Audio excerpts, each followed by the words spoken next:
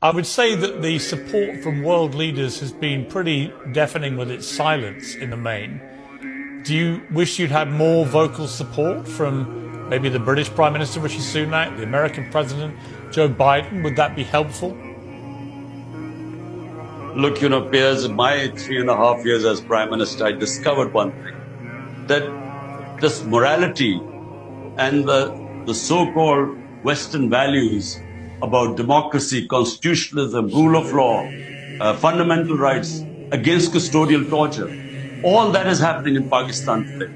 Yet, I think the interests of the powers, Britain, the US, I think they are more aligned with our military.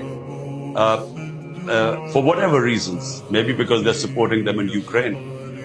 I always wanted an independent foreign policy because 80,000 Pakistanis died when we joined the US war on terror, and I was against it.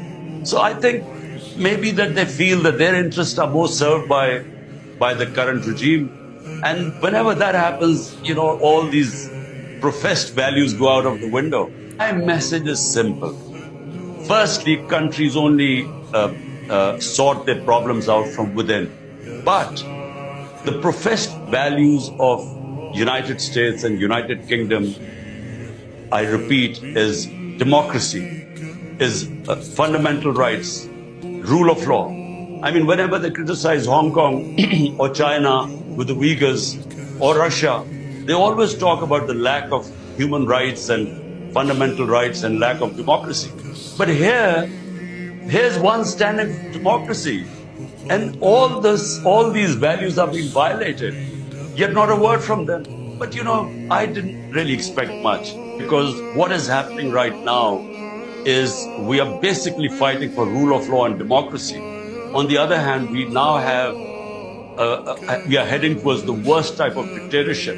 It's a banana republic right now, where the judges now are no longer independent. They are threatened. Media is completely muzzled. My name is not allowed to be mentioned on the media. And you can't demolish the biggest political party by the steps they've taken, these draconian steps.